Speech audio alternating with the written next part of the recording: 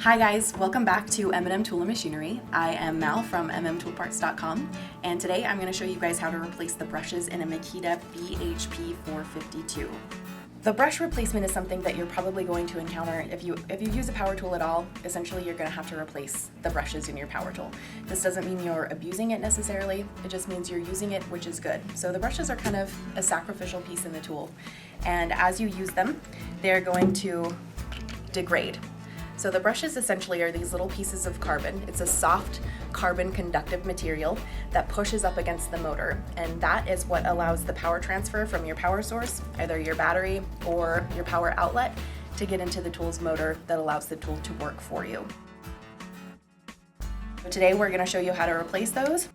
That just begins with accessing the brushes. In this case, we have an end cap here, which will allow you to access the brushes without cracking into the tool completely. So this is convenient as you don't have to tear apart the whole housing just to access those brushes.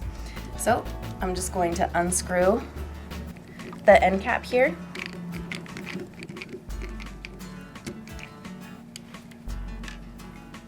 Okay, that will simply slide off. And then as you can see, I have my brushes right here. And this is essentially the back of the armature. So it's the carbon pieces need to make contact with these commutator bars here in order for that power transfer to be complete.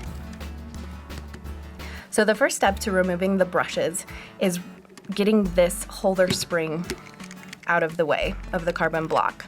So essentially this holder spring is the mechanism that is always putting pressure upon the back of the carbon piece to ensure that there's optimal contact between that carbon block and the motor. So your next step after removing that is removing the clip.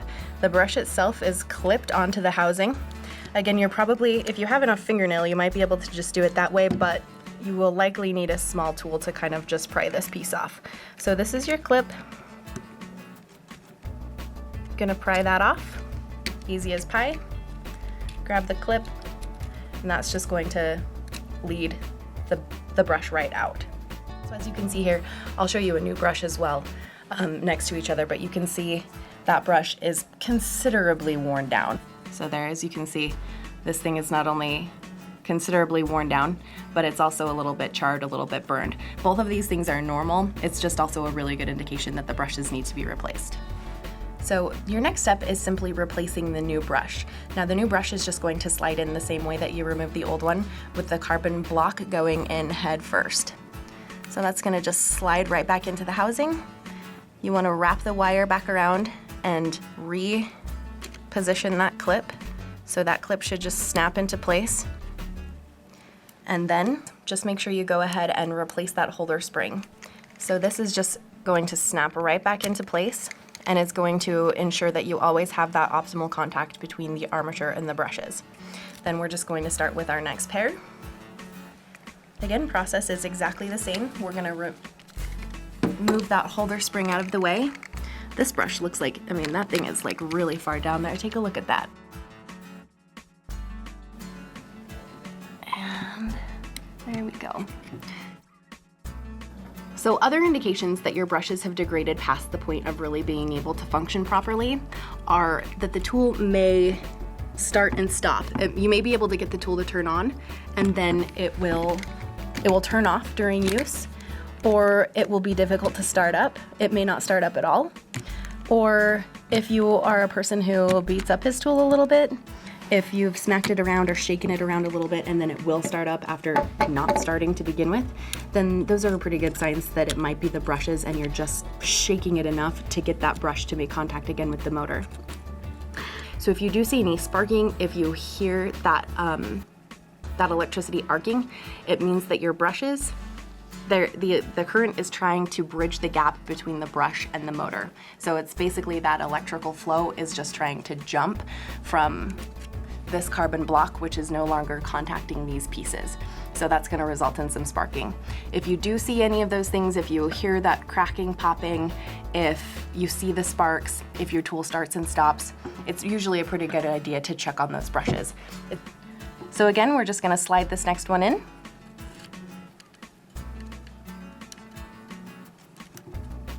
Snap the clip in place.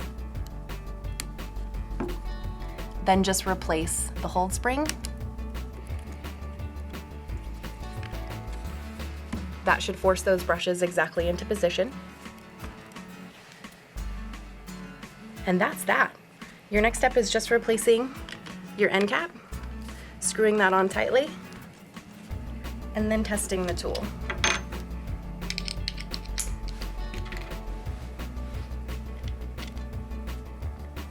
So I'm going to replace these screws.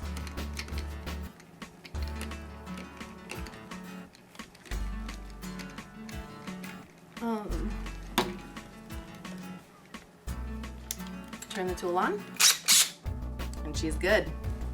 Okay guys, that takes care of replacing the brushes in your Makita BHP 452.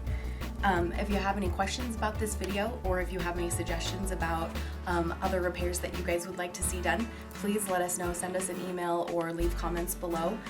We're always happy to help you figure out any tool conundrums that you have, or just show you something simple. So keep watching and keep in touch.